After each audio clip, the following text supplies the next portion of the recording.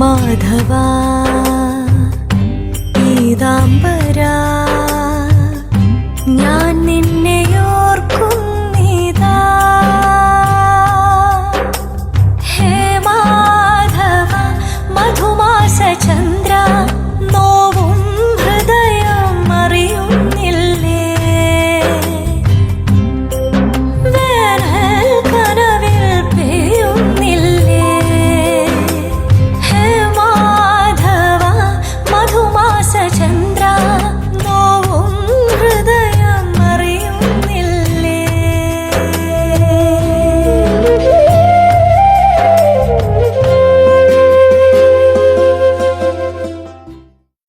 ഞാനും അത് തന്നെയാ പറഞ്ഞത്. ചേച്ചി ഇനി വിശ്രമ ജീവിതം നയിച്ച് സുഭദ്രേച്ചിയുമായിട്ട് ഒരു തീർത്ഥാടനമൊക്കെ നടത്തട്ടെ. ദേവ ബിൽഡേഴ്സിന്റെ MD ആയിട്ട് ഇനിയും വിലസാൻ പോകുന്നത് ഈ മഹാദേവനാ. ഒരുപാട് വർഷമായിട്ട് ഞാൻ മനസ്സിൽ കൊണ്ടു നടന്ന ആഗ്രഹം സാധിക്കാൻ പോകുന്നു. അതിന്റെ സന്തോഷത്തില് ഇന്ന് എനിക്കൊന്ന് ആഘോഷിക്കണം. ഇപ്പോഴും കമ്പനിയുടെ കാര്യങ്ങളെല്ലാം ചേട്ടൻ തന്നെയല്ലേ നോക്കിക്കൊണ്ടിരിക്കുന്നത്. ഇനി MD എന്ന പേര് കിട്ടിയത് കൊണ്ട് എന്തു മാറ്റം ഉണ്ടാവാനാ? അങ്ങനല്ല ലളിതേ, നീ തന്നല്ലേ ഇത്തിരി മുമ്പ് പറഞ്ഞത് ദേവേട്ടൻ മരിച്ചതിന് ശേഷം മാധവിയേട്ടത്തെയാണ് കമ്പനി നോക്കി നടത്തിയെന്ന്. അതെ, പക്ഷേ കമ്പനി ഈ നിലയിൽ എത്തിക്കാൻ ഞാൻ ഒരുപാട് കഷ്ടപ്പെട്ടിട്ടുണ്ട്. പക്ഷെ അവസാന തീരുമാനം എടുക്കുന്നത് ചേച്ചി തന്നെയായിരുന്നു. അതായത് ഈ നിമിഷം വരെ കമ്പനിയുടെ അധികാരം ചേച്ചിയുടെ കൈകളിൽ തന്നെയായിരുന്നു എന്നർത്ഥം. ഇനി അതല്ല അവസ്ഥ. തീരുമാനങ്ങൾ എന്റേത് മാത്രമാകാൻ പോകുകയാണ്. ദേവ ബിൽഡേഴ്സ് എന്ന വലിയ കമ്പനി ഇനി ഞാൻ നയിക്കാൻ പോവുകയാണ്. ഒരു സ്ഥാപനത്തിന്റെ മേലധികാരിയാകുക, എന്റെ ഇഷ്ടങ്ങൾ അനുസരിച്ച് കാര്യങ്ങൾ നീക്കുക എന്ന് വെച്ചാൽ അതൊരു ലഹരിയാ. കമ്പനിയുടെ കാര്യങ്ങൾ തീരുമാനമെടുക്കാൻ ചേട്ടന് അധികാരം കിട്ടുന്നത് അത്ര സന്തോഷമുള്ള കാര്യമാണെങ്കിൽ അത് നല്ലത് തന്നെയാ. ഞാൻ കരുതിയത് ഇനി MD സ്ഥാനം കൂടി ആയാൽ ഉത്തരവാദിത്വങ്ങൾ കൂടിയിട്ട് ശ്വാസം വിടാൻ ചേട്ടന് സമയമില്ലാതാകുമെന്ന. ഇനി ഇപ്പൊ ശ്വാസം വിടാൻ സമയം കിട്ടിയില്ലെങ്കിലും സാരമില്ല, ഞാനതങ്ങ് സഹിക്കും. ഇനി ഒരു സ്വപ്നം കൂടെ ബാക്കിയുണ്ട്. അതെന്താ? ശ്യാമയുടെ വിവാഹം. ആദർശിനെ കൊണ്ട് ശ്യാമയെ വിവാഹം കഴിപ്പിക്കണം. അതെന്റെ സ്വപ്നവാ. ആ വിവാഹം നടന്നാൽ കമ്പനി പൂർണ്ണമായും എന്റെ കയ്യിലാകും. അത് ശരി, ശ്യാമയുടെ വിവാഹം നടക്കാൻ സ്വപ്നം കാണുന്നത് കമ്പനി സ്വന്തമാക്കാൻ വേണ്ടിയാണല്ലേ? അങ്ങനെയും പറയാം. പിന്നെ ആദർശിന് എന്താ കുഴപ്പം? അവൻ നല്ല പയ്യനല്ലേ? ആദർശ് നല്ല പയ്യനൊക്കെ തന്നെയാ. പക്ഷേ അവനോട് അങ്ങനെ നിൽക്കാറില്ലല്ലോ. ഒന്നുകിൽ നോർത്ത് ഇന്ത്യ അല്ലെങ്കിൽ വിദേശത്ത് എവിടെയെങ്കിലും. അവൻ നമ്മുടെ മോളെ വിവാഹം കഴിച്ചാ അവളെ ഇവിടെ നിർത്തിയിട്ട് കറക്കം തുടങ്ങുമോ അതോ അവളെയും കൂടെ കൊണ്ടുപോവോ? ഇതിലിപ്പം നിനക്ക് എന്താ വേണ്ടത്? രണ്ടായാലും പ്രശ്നമാ. ആദർശ് നാട്ടിൽ തന്നെ നിൽക്കുകയാണെങ്കിൽ കുഴപ്പമില്ല.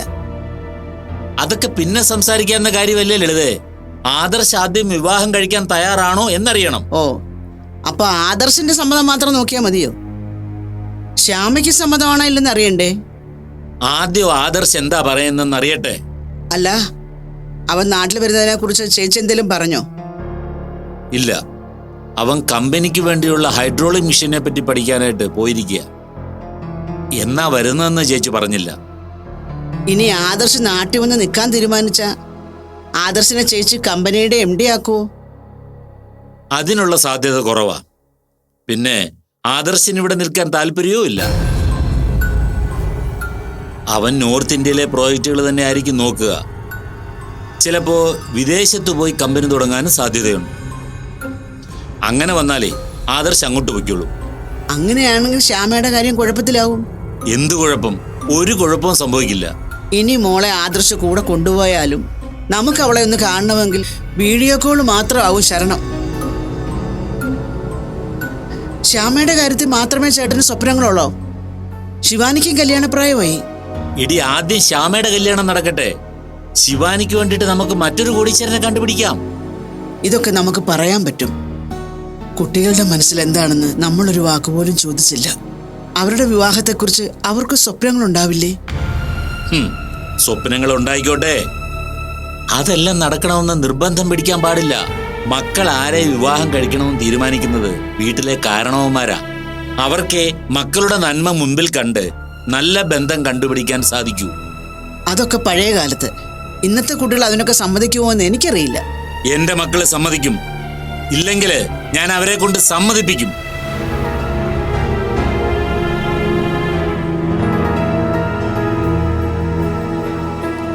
Morning madam. Good morning. Good morning. Good morning. Good morning. Good morning. Good morning madam. Good morning. Good morning. Good morning. Good morning madam.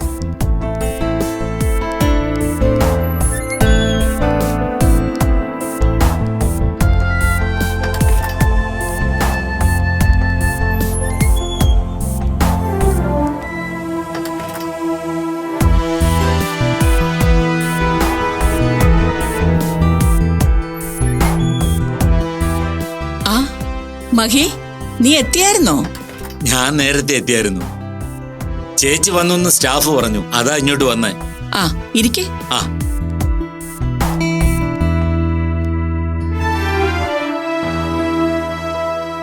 നമ്മുടെ സേലത്തെ പ്രോജക്റ്റിന്റെ വർക്ക് ഉടനെ സ്റ്റാർട്ട് ചെയ്യണം. സുന്ദരം ഗ്രൂപ്പ് ആ പ്രോജക്റ്റ് സബ് കോൺട്രാക്ട് ആയിട്ട് ചോദിച്ചിരുന്നു. അത് വേണ്ട.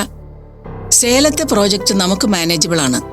അങ്ങോട്ട് വിടാനുള്ള വർക്കേഴ്സിനെ എല്ലാം റിക്രൂട്ട് ചെയ്യാൻ ഞാൻ ബാംഗ്ലൂർ ഓഫീസിൽ അറിയിച്ചിട്ടുണ്ട്. ഓക്കെ. നമുക്കൊരു 10 സൂപ്പർവൈസേഴ്സിനെ ഇവിടുന്ന് സജസ്റ്റ് ചെയ്ത് അയക്കണം. നമ്മുടെ പുതിയ HR സ്റ്റാഫിനെ അത് ഏൽപ്പിക്കാം. മഹി, ആ കുട്ടിയൊന്ന് വിളിപ്പിക്കേ.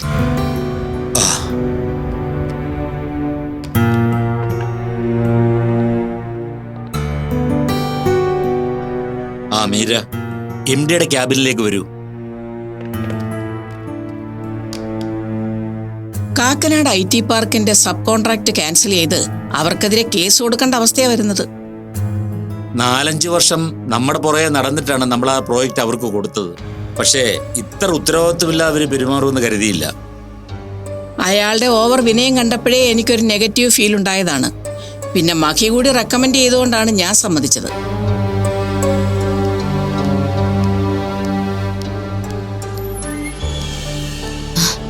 Good morning ma'am. Good morning. വരൂ. ആ, മീര അല്ലേ? അതെ. നമ്മൾ തമ്മിൽ ആദ്യമായിട്ടാണ് നേരിട്ട് കാണുന്നത്. ഞാൻ മാധവി മഹാദേവൻ. അറിയാം മാം. മീര ഒരു ജോലി ഏൽപ്പിക്കാനാണ് വിളിപ്പിച്ചത്. സേലത്ത് തുടങ്ങുന്ന നമ്മുടെ പുതിയ പ്രോജക്റ്റിലേക്ക് 10 സൂപ്പർവൈസേഴ്സിന്റെ സജഷൻ ലിസ്റ്റ് ഇവിടുന്ന് കൊടുക്കണം. ഇതിനു മുമ്പുള്ള പല പ്രോജക്റ്റുകളിലും നമ്മുടെ കമ്പനിക്കൊപ്പം വർക്ക് ചെയ്തിരുന്ന സൂപ്പർവൈസേഴ്സിന്റെ ഡീറ്റെയിൽസ് ഡാറ്റാ ബാങ്കിൽ ഉണ്ടാകും. അതിൽ നിന്ന് സെലക്ട് ചെയ്ത് അവരുമായി ഫോണിൽ സംസാരിച്ച് സോർട്ട് ചെയ്തെടുക്കണം. Yes ma'am. സോർട്ട് ചെയ്ത ലിസ്റ്റ് GMനെ ഏൽപ്പിച്ചാൽ മതി. Okay ma'am. എന്നാ പൊയ്ക്കൊള്ളൂ. Thank you. ആ, മീരയുടെ വീട്ടിലാരൊക്കെയുണ്ട്? അച്ഛൻ, അമ്മ, ബ്രദർ. അച്ഛൻ എന്ത് ചെയ്യുന്നു? മെഡിക്കൽ പ്രോഡക്ട്സിന്റെ സ്റ്റോക്കിസ്റ്റ് ആണ്. ഡിസ്ട്രിബ്യൂഷനും ഉണ്ട്. ഓക്കെ, മീര പൊയ്ക്കൊള്ളൂ. ആ, ഓക്കെ മാം.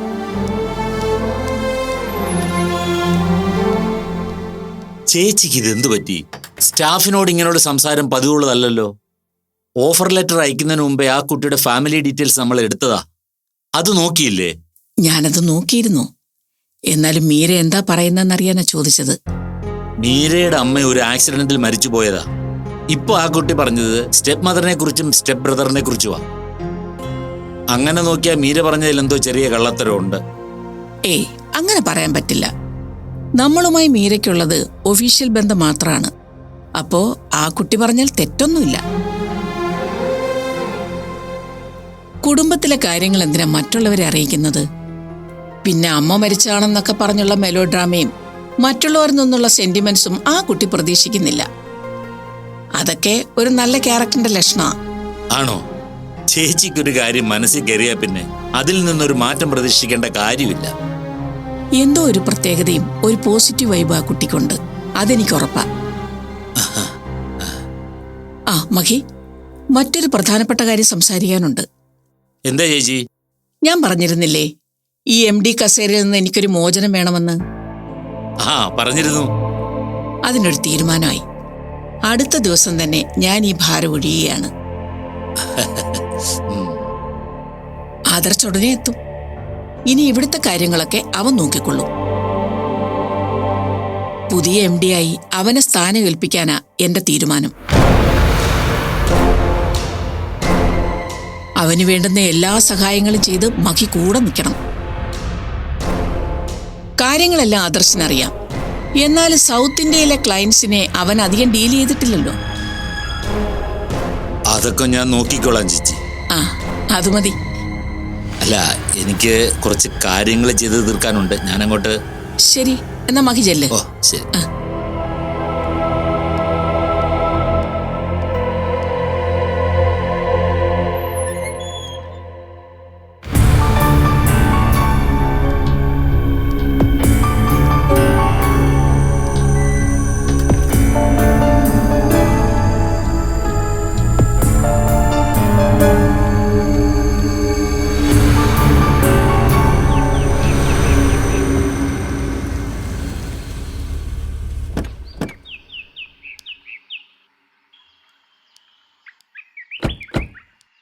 ആഹാ, അത്ഭുതമായിരിക്കുന്നല്ലോ.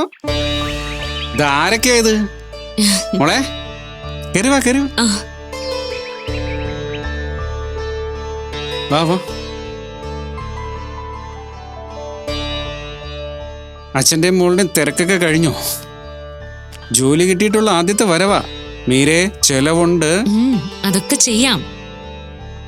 മുത്തശ്ശിയുടെ അനുഗ്രഹം വാങ്ങിക്കാതെ ജോലിക്ക് കയറേണ്ടി വന്നൊന്ന് സങ്കടമായിരുന്നു അവൾക്ക്. അത് കഴിഞ്ഞ് എപ്പോഴും മുത്തശ്ശിയെ കാണണമെന്ന് പറഞ്ഞ് ഒരേ ഇരിപ്പാ. അതാ ഞാൻ പെട്ടെന്ന് ഇങ്ങോട്ട് കൊണ്ടുവന്നത്. മുത്തശ്ശി നിന്നെ കാണണമെന്ന് പറഞ്ഞിരിക്കുക. പിന്നെ ഞങ്ങളാരെയും ബുദ്ധിമുട്ടിക്കണ്ടെന്ന് കരുതി പറയാതിരിക്കുന്നതാ. അല്ല, ആന്റി എവിടെ? അവളേതോ ജോത്സ്യം പറഞ്ഞിട്ട് വിശാലിന് വേണ്ടി വഴിപാട് കഴിക്കാൻ ഏതോ ഒരു അമ്പലത്തിൽ പോയിരിക്കുക. വിശാലിന് വേണ്ടിയോ? അവനെന്ത് പറ്റി? അവനൊന്നും പറ്റിയിട്ടൊന്നുമില്ല. ഒരു ജോലിക്കും പോവാതെ ഊര് തണ്ടി നടക്കുന്നു എന്നാ ധന്യയുടെ പരാതി. അപ്പൊ അവന് നല്ല ബുദ്ധി തോന്നാനായിട്ട് ഏതോ ഒരു ജോലിസിനെ കണ്ട് വഴിപാട് നടത്താൻ പോയിരിക്കുക. വിശാലേട്ടൻ നല്ലൊരു വ്ളോഗർ അല്ലേ? അത് നല്ലൊരു പ്രൊഫഷൻ ആണല്ലോ. അതെ, അത് ധന്യക്ക് മനസ്സിലാവണ്ടേ മോളെ.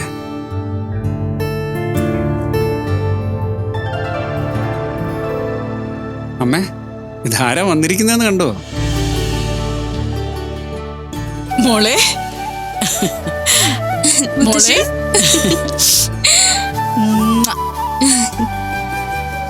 നിന്നെ കണ്ടിട്ട് എത്ര നാളായി മോളെ. അതല്ലേ മുത്തശ്ശി ഞാൻ ഓടി വന്നത്. ദാ, എന്താ ഇത്? എന്റെ മുത്തശ്ശിക്ക് ഒരു സെറ്റ് മുണ്ടോ. ഓ, ആ എനിക്ക് മോളെ നന്നായി വരൂട്ടോ. എന്റെ മോക്ക് ഭഗവാന്റെ അനുഗ്രഹം എന്നും ഉണ്ടാവും. ഹരി, എന്തൊക്കെയുണ്ട് മോനെ വിശേഷം? സുഖമാണമ്മേ. വീട്ടിലെല്ലാവർക്കും സുഖമല്ലേ? അതെ. ജോലിക്ക് അമ്മയുടെ അനുഗ്രഹം വാങ്ങാതെ പോയതിന് നമുക്ക് വിഷമമുണ്ട്. അതായിപ്പോ ഓടി വന്നേ. ജോലിക്ക് പോകും മുൻപ് മീരമോൾ എന്നെ വിളിച്ചിരുന്നു.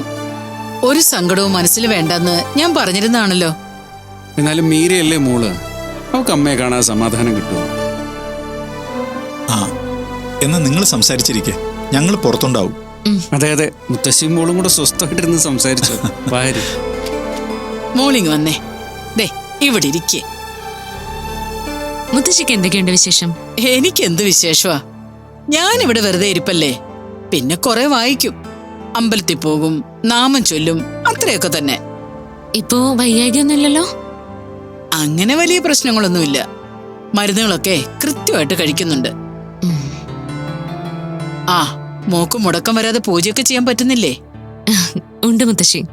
ആ, അതിന്റെ ഐശ്വര്യം എല്ലായിടത്തും ഉണ്ടാവും. തറവാട്ടിൽ അച്ഛന്റെ ചേട്ടന്മാരും ചേച്ചിയും ഒരനിയനും ഒക്കെ ഉണ്ടായിരുന്നു. അവരൊക്കെ ഇപ്പൊ എന്ത് ചെയ്യുന്നെന്നോ എവിടെയാണെന്നോ ആർക്കറിയാം. പക്ഷേ നമ്മുടെ വിഗ്രഹം തിരിച്ചു കിട്ടി. മോള് പൂജ ചെയ്ത് തുടങ്ങിയതിനു ശേഷം അവർക്കൊക്കെ നല്ല കാലം വന്നിട്ടുണ്ടാവണം. എല്ലാരും സന്തോഷമായിട്ട് ജീവിക്കട്ടെ മുത്തശ്ശി. അതെ, അത് തന്നെ എന്റെയും ആഗ്രഹം. ബീനി സൂരജൊക്കെ ഇപ്പൊ എങ്ങനെയുണ്ട് മോളെ? സൂരജ് എന്തോ കുരുത്തക്കേട് ഒപ്പിച്ചു എന്നൊക്കെ മനോജ് പറയുന്നുണ്ടായിരുന്നു. ശരിയാ, സൂരജിന്റെ കാര്യോർത്ത് അച്ഛന് നല്ല സങ്കടമുണ്ട്. കുട്ടികളെ ആവശ്യമില്ലാത്ത കൂട്ടുകെട്ടുകളിൽ പെട്ടുപോയാ എന്ത് ചെയ്യാൻ പറ്റും? പിന്നെ ഉപദേശിക്കുന്ന പ്രായമൊക്കെ കഴിഞ്ഞു പോയില്ലേ. നിന്നോടവൻ വഴക്കുണ്ടാക്കാൻ വരാറുണ്ടോ? ഏയ് എന്നോടങ്ങനെ കുഴപ്പമൊന്നുമില്ല. ആ, ഉണ്ടെങ്കിലും നീ ഇല്ലെന്നല്ലേ പറയൂ. മുത്തശ്ശി കുറച്ചു ദിവസം അവിടെ വന്ന് നിൽക്കുന്നോ? മോളുടെ കൂടെ വന്ന് നിൽക്കാൻ എനിക്ക് ആഗ്രഹമില്ലാഞ്ഞിട്ടല്ല, പക്ഷെ അത് വേണ്ട. മുത്തശ്ശിയുടെ മനസ്സിൽ എന്താന്നൊക്കെ എനിക്കറിയാം. ബീനാമ ഓർത്തിട്ടല്ലേ. നമ്മൾ അറിഞ്ഞുകൊണ്ട് ആരെയും ബുദ്ധിമുട്ടിക്കാൻ പാടില്ല മോളെ. ആ എടി മോളെ, എന്റെ മടി നീ കുറച്ചേരം കിടക്ക്. വാ.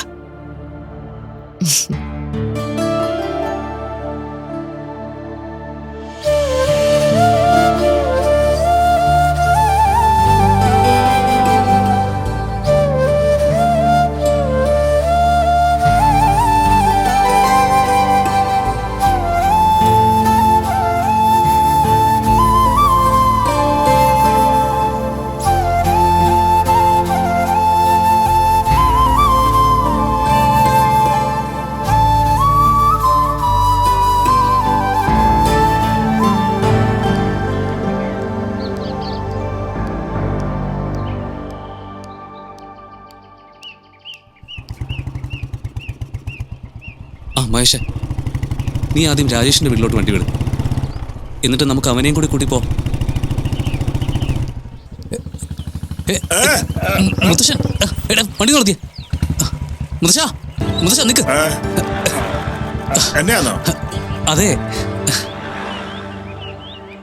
ഞാൻ മുത്തശ്ശന്റെ കൊച്ചുമോനാ സൂരജ്. എടാ മിടുക്കൻ, നീ ആയിരുന്നോ എന്റെ സന്ദീപോന്റെ മോൻ? നിന്നെ കണ്ടിട്ട് എത്ര നാളായടാ. മുത്തശ്ശൻ നല്ല ഫോമിലാണല്ലോ. മുത്തച്ഛൻ എപ്പോഴും ഫോമിലാടാ. നീ അതെവിടെ പോയതാ? ഞാനും ദേവനും കൂടെ വെറുതെ കറങ്ങിറങ്ങിയതാ. ഹായ് മുത്തശ്ശ. മുത്തശ്ശൻ എന്താ ഇപ്പൊ വീട്ടിലേക്കൊന്നും വരാതെ? ഓ, വന്നിട്ടെന്തിനാ? നിന്റെ അമ്മയുടെ കരച്ചിൽ കാണാനോ? ഞാൻ എത്ര വർഷം അവിടെ കയറി ഇറങ്ങിയതാ.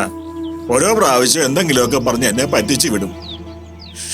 എനിക്ക് അവകാശപ്പെട്ട എന്റെ മോന്റെ പൈസ അതുപോലും അവൾ എനിക്ക് തന്നില്ല. ഒടുവിൽ ആ കാശെല്ലാം നിന്നെ പഠിപ്പിക്കാൻ ചെലവാക്കിയെന്ന് പറഞ്ഞു. അതോടെ ഞാൻ അങ്ങോട്ടുള്ള വരവും നിർത്തി. ഒന്നുമില്ലേലും അത് ഉപകാരപ്പെട്ടത് എന്റെ കൊച്ചുമോനാണല്ലോ എന്ന് കരുതി സമാധാനിച്ചു. നിന്റെ പഠിത്തമൊക്കെ കഴിഞ്ഞോ മോനെ? ആ, കഴിഞ്ഞു. പണി വല്ലതും ആയോ നിനക്ക്? പിന്നെ ആവശ്യത്തിന് പണി കിട്ടുന്നുണ്ട്. ഇല്ല മുത്തശ്ശ, ഒന്നും ആയിട്ടില്ല. മുത്തശ്ശൻ എവിടെ പോയതാ? ഞാൻ രാവിലെ വീട്ടിൽ നിന്ന് ഇറങ്ങും, എന്നിട്ട് കടകളുടെയൊക്കെ അടുത്ത് കറങ്ങി നടക്കും. ആരെങ്കിലും വിളിച്ച് എന്തെങ്കിലും ചെറിയ ജോലി തന്നാ ചെയ്യും, അല്ലെങ്കിൽ ആരോടെങ്കിലും ഇത്തിരി കാശ് വാങ്ങി ഒന്ന് മിനിങ്ങും. ബാക്കിയുള്ളത് കൊടുത്ത് എന്തെങ്കിലും കഴിക്കാൻ വാങ്ങി വീട്ടിൽ കൊണ്ടുപോകും. മുത്തശ്ശൻ വിഷമിക്കണ്ട, എനിക്ക് ജോലിയൊക്കെ കിട്ടി. ഞാനൊന്ന് സെറ്റിലായിട്ട് മുത്തശ്ശൻ എന്റെ വീട്ടിൽ കൊണ്ട് നിർത്താം. അതൊക്കെ നടക്കുന്ന കാര്യമാണോ? നിന്റെ അമ്മ അതിനൊക്കെ സമ്മതിക്കുവോ? അതിന് അമ്മയുടെ സമ്മതം എന്തിനാ? എനിക്ക് ജോലി കിട്ടിയാ ഞാൻ എന്റെ ഇഷ്ടത്തിനല്ലേ ജീവിക്കുന്നത്. അപ്പൊ എന്റെ കൂടെ ആരെ താമസിപ്പിക്കണമെന്നും വേണ്ടെന്നും ഒക്കെ ഞാനല്ലേ തീരുമാനിക്കേണ്ടത്. അപ്പൊ ശരി, നീ എന്താന്ന് വെച്ചാ തീരുമാനിച്ചോ. തൽക്കാലം നിന്റെ കൈ കാശ് എത്രയാന്ന് വെച്ചാ അതിന്ന് കുറച്ച് എനിക്കതാ. ഒരു പൈൻ്റെങ്കിലും വാങ്ങിക്കാനുള്ളത് തരണേ. ആ 100 കൂടെ. എന്റെ പൊന്നു മോനൊന്ന് നല്ലത് വരട്ടെ. എന്നാ ഞാൻ ചെല്ലട്ടെ. മുത്തശ്ശൻ ബാറിലേക്കാണോ? അതെ. എന്നാ പിന്നെ നമുക്ക് ഒരുമിച്ച് പോവായിരുന്നു. 2 ജനറേഷൻ ഗ്യാപ്പിന്റെ വൈബിൽ 4 എണ്ണം അടിക്കായിരുന്നു.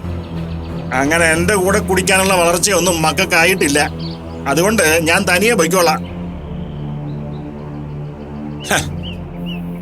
മോനെ, ഞാനോ കുടിച്ച് ഇങ്ങനൊക്കെ ആയി. നീ അത് ചെയ്യരുത്. ഒരു പ്രായത്തിൽ നമ്മളൊരു രസത്തിന് ഇതങ്ങ് തുടങ്ങും. പക്ഷേ മദ്യം നമ്മളെ അതിനടിമയാക്കുന്നത് നമ്മൾ പോലും അറിയില്ല. അറിയുമ്പോഴേക്കും എല്ലാം നമ്മളെ കൈവിട്ട് പോയിട്ടുണ്ടാവും. മോനെ, ആരെങ്കിലും ഉപദേശിച്ചാലൊന്നും നന്നാവുന്ന പ്രായമല്ലെന്നറിയാം. എന്നാലും പറയേണ്ടത് എന്റെ കടമയാന്ന് തോന്നി, അതുകൊണ്ട് പറഞ്ഞതാ. പിന്നെ ഞാൻ കയറുന്ന ബാറിൽ തന്നെ കുടിക്കാൻ വന്നാ എന്റെ മുമ്പിൽ ഒന്ന് നിൽക്കാതെ മാറി ഒന്ന് കഴിച്ചോണം. എന്നാ പിന്നെ മുത്തശ്ശൻ പോവുക മക്കളെ.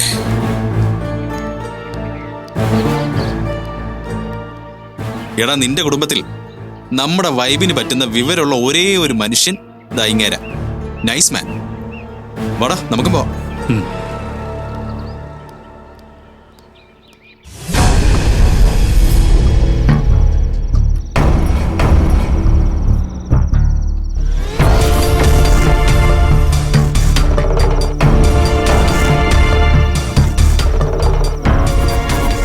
ഇതെന്ത് പറ്റി? എന്താ ഇങ്ങനെ നടക്കുന്നേ? വന്നു കയറിയിട്ട് ഒരു ചായ പോലും കുടിച്ചില്ല. എന്നാ എന്താ പറ്റിയെന്നെങ്കിലും പറ. വേണ്ട, പറയാൻ വയ്യെങ്കിൽ പറയണ്ട. വാ, ആഹാരം കഴിക്കാം. എനിക്ക് വേണ്ട. അതെന്താ, പുറത്തുനിന്ന് എന്തെങ്കിലും കഴിച്ചോ? ഇല്ല. എന്നാ പിന്നെ വന്ന് കഴിക്കേട്ടാ. വേണ്ടെന്ന് പറഞ്ഞില്ലേ? നീ ഒന്ന് പോയി തരുവോ? ആഹാ, ഇതെന്താ ഇങ്ങനെ? ഞാൻ എന്ത് തെറ്റ് ചെയ്തിട്ടാ എന്നെ ഇങ്ങനെ ചാടിക്കടിക്കാൻ വരുന്നേ? നീ ഇന്നലെ നാക്കെടുത്ത് വളച്ചില്ലേ, അത് അറം പറ്റി.